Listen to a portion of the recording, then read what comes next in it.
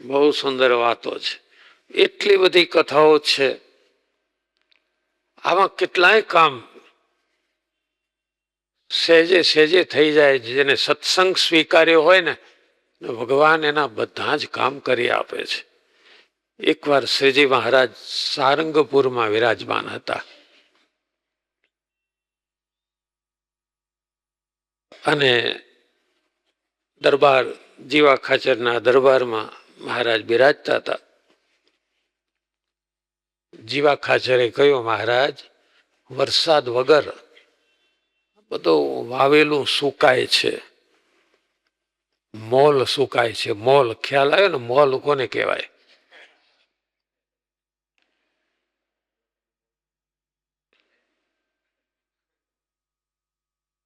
મહારાજ કે હવે શું થાય? ભગવાનના હાથમાં છે વરસાદ કરવો હોય. જીવા ખાચર કે છે, મહારાજ, આપના હાથમાં છે.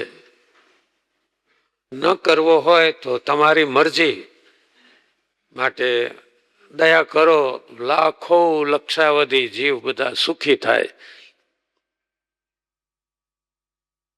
અને મહારાજ ઓરડામાંથી બહાર પધાર્યા ચોકમાં અને આકાશ સામે દ્રષ્ટિ કરી અને જોત જોતામાં વાદળ આવ્યું અને વરસાદ થવા માંડ્યો. એવો વરસાદ પડવા માંડ્યો તે જીવા ખાચરના ઘરની પછીત પડી. પછીત એટલે શું? મોબાઈલ પેલા ઘણાને પૂછે ને, ફટફટ આંગળીઓ મારવાના, એમાંથી પછીત શબ્દનો અર્થ કાઢે. પછીત પડી. ના, જૂના માણસોને તો ખબર હોય, નવા પેઢીમાં તો પછીત એટલે શું? ભાઈ કોઈ બોલ ભાઈ. હા, એમ એકલી પછીત ન પડી. મહારાજ કે છે, આ ગોળીઓ લઈ લો, આ કરો પડશે. એ કરો એ પડ્યો. બોલો, આ બધા શબ્દો શોધવા ક્યાં જવું? હવે કોઈક જૂના માણસને મળજો, અને ગામડામાં રહ્યા હોય એને ખાસ મળજો.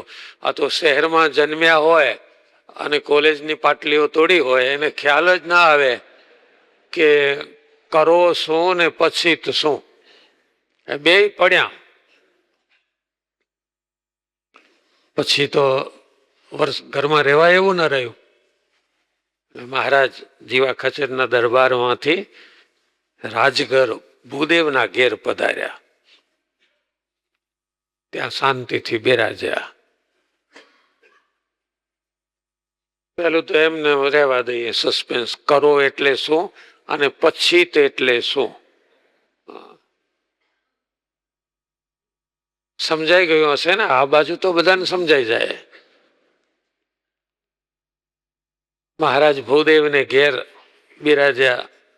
ઘર મોટું હતું ભૂદેવનું, રાજગર ભૂદેવ. ઓસરી મોટી હતી, સંતોય બેઠા, થોડા હરિભક્તો બેઠા. કથા વાર્તા ચાલુ થઈ.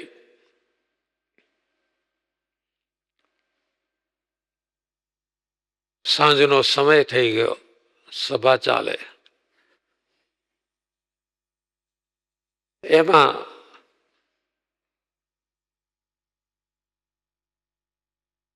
એકદમ ઉપાધિ આવી. બાજુમાંથી કોક બૂમ પડી, દોડજો દોડજો, મારું મકાન પડ્યું. વરસાદ ધોધમાર પડે. કોઈ ઉભા ન થયા. સ્વામિનારાયણ ભગવાન જાતે દોડ્યા. બૂમ પડી છે. મહારાજના આ ચરિત્ર આપણા ઉપદેશ માટે છે. કોઈને પણ તકલીફ પડે, કષ્ટ પડે, મુશ્કેલી આવી પડે તો એને મદદ કરવી. મહારાજ જાતે દોડ્યા. કારણ કે અહીં જે બેઠા હતા બધાને સ્વામિનારાયણ ભગવાનનો મુખના વચનો સાંભળવા મળતા હતા. કોણ ઊભો થાય સભા છોડીને? પણ સ્વામિનારાયણ ભગવાન જાતે દોડ્યા અને એ ભાઈના મકાનનો મોભ કરવો પડ્યો ને, એટલે આખો મોભ નીચો પડ્યો. પાછો મોભ આવ્યો જો. અને એના ઘરમાં બાંધેલા પશુ દબાયા. એ ખેડૂત હતા.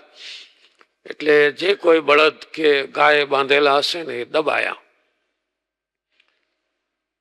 અને બધા પગ પછાડતા હતા, દબાઈ ગયેલા. સ્વામિનારાયણ ભગવાને જઈને જાતે મોભ ઊંચો કર્યો. એક માણસથી કોઈ સંજોગોમાં ઊભો ના થાય, ઊંચો ના થાય એવો મોભ શ્રીજી મહારાજે આખો, કારણ કે મોભની સાથે બધી વળીઓ લાગેલી હોય, ઉપર નળિયા લાગેલા હોય, આ ક્યાંથી ઊંચું થાય? પણ સ્વામિનારાયણ ભગવાને સ્વયં પોતાની શક્તિથી મોભ ઊંચો કર્યો, ખભા ઉપર લીધો અને કહ્યું, હવે તારા બધા પશુને એક બાજુ કરી લે. કેવા દયાળુ છે ભગવાન!